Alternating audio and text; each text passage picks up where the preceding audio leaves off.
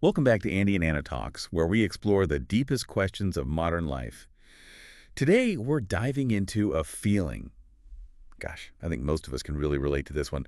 The feeling of being lost. hmm Not, where are my keys? hmm Lost.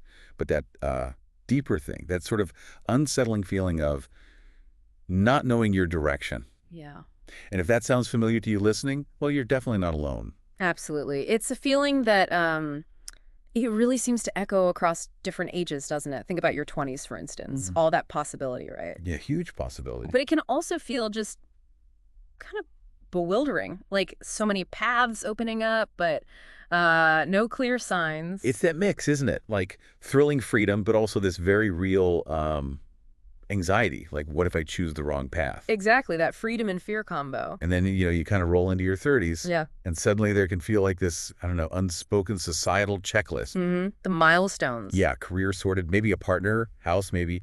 And if your life doesn't quite match that picture, Right. It's easy to feel like you're falling behind. even if you never really wanted that specific checklist. Exactly. And what's interesting too is that feeling doesn't just like disappear once you tick off some boxes. You hear from plenty of people in their 40s who pause and go, okay, I did some of these things, but hang on, is this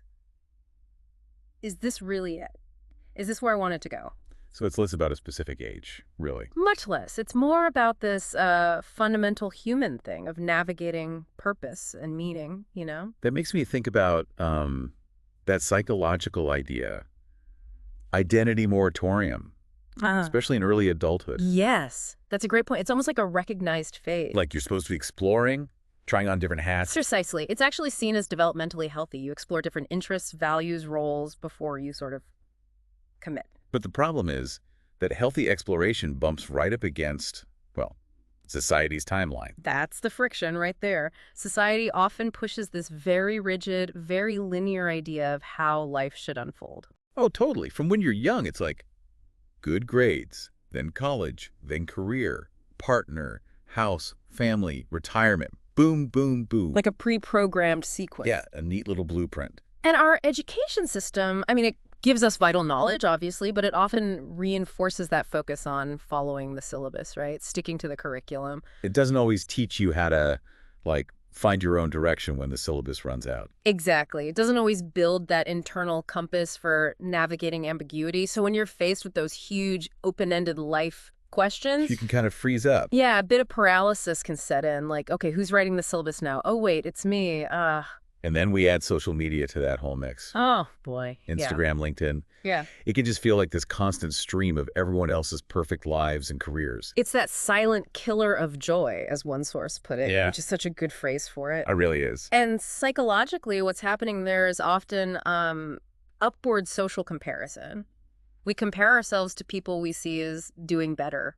And social media just pours gasoline on that fire. Totally.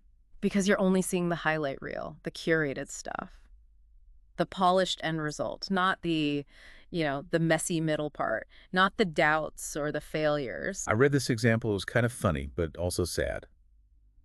Someone feeling bad about, like, their toothpaste choice. Seriously, toothpaste. Yeah, while seeing someone else online posting about buying their second apartment. Wow. Okay. Yeah. That really shows the distortion, doesn't it? How warped our perspective can get from just seeing those curated bits. It does, which leads to that myth that you should have it all sorted by your 30s. Such a pervasive myth and really unhelpful. Human growth isn't like a race with a deadline. People find their thing at totally different times. Exactly. Some people bloom early, some find their stride in their 50s or later. It's like you wouldn't expect a rose to bloom the same week as a sunflower, right? Great analogy. They have their own rhythm. Some things just take time, like, good wine or avocados. Yes, definitely avocados. Never ready when you want them. Always takes longer than you think. And that whole quarter life crisis thing people talk about, mid-20s, early 30s, Yeah.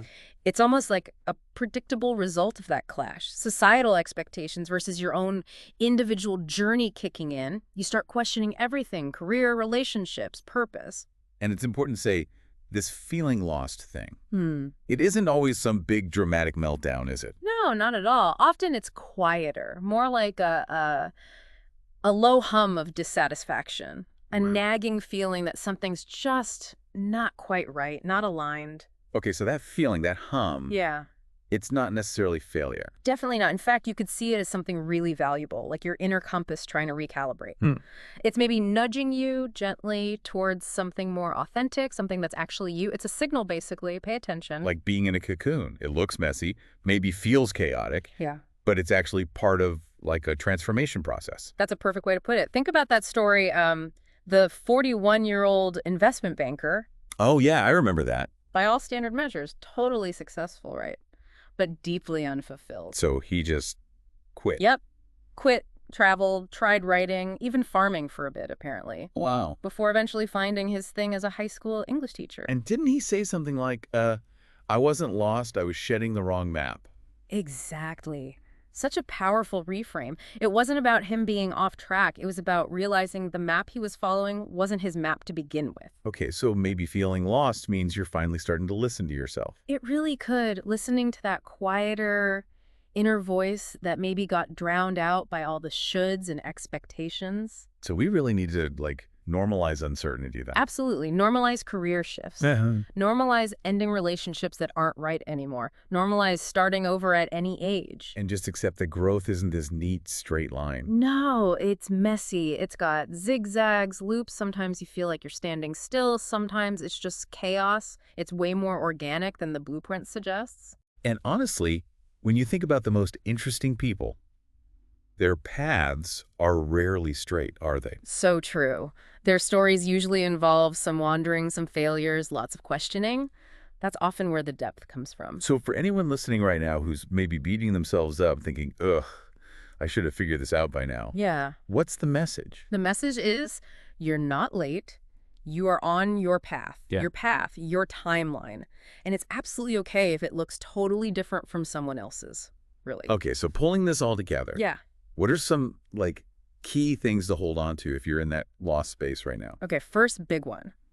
It is genuinely okay, normal, even to not have it all figured out. Seriously. Even the people who seem like they have it all together, they're often navigating their own stuff behind the scenes. Good reminder. And what about the 20s specifically? Ah, the 20s. That's prime time for experimenting. Try stuff. Fail at stuff. Take weird detours. That's literally how you learn what fits and what doesn't. Right. Failure isn't the end. It's just data collection. Right. Exactly. Data collection for life. Yeah. And also, rethink what success even means to you. It's not a fixed schedule. Fulfillment might show up in ways you totally didn't expect. Be open to that. Yeah, stay open. And practically speaking, be conscious of your social media intake. Oh, yeah, the comparison trap. Definitely. If scrolling leaves you feeling crummy, curate your feed. Unfollow. Mute protect your mental space. Don't compare your messy reality to someone else's curated highlights. Please don't. Remember that garden analogy? Everything blooms in its own season. Your season is yours. What about dealing with the uncertainty itself? It feels uncomfortable. It is uncomfortable, but learning to kind of sit with uncertainty, to tolerate it, that's where the magic can happen. It's actually a really powerful space for growth, even if it doesn't feel like it at the time. And seeking help. Therapy. Absolutely. Think of therapy like a mental oil change or tune-up. It's just good maintenance, especially when things feel confusing. Get perspective. And talk to people. Friends. Yes. Open up those conversations. You'll probably find way more people feel or have felt exactly the same way. It's so validating just to normalize it.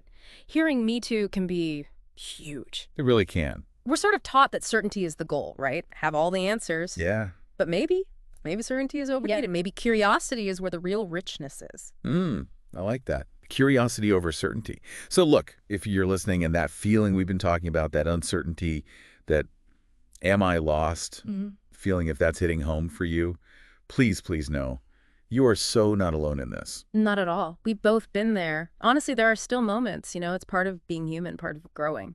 And the big truth, maybe, is that life isn't actually about having all the answers figured out. No. It's more about being in the process, right? Experiencing it, finding meaning as you go. Yeah, living the questions sometimes. So maybe just take a breath. Let some of that pressure off your shoulders. Please do. You're not lost. You're just becoming. Becoming. That's it. And becoming takes time. It takes detours. It involves doubts. All of it. It's all part of your unique story unfolding. And yeah, maybe one day you'll look back and realize you were never actually behind. You were just busy becoming you. Beautifully put. Exactly that. So if this deep dive struck a chord, maybe share it. Share it with someone you know who might need to hear this right now. Yeah, definitely. We're all kind of in this together, figuring it out. There's real strength in knowing that. We love you. Be kind to yourself. Yeah, be kind. We'll see you next time.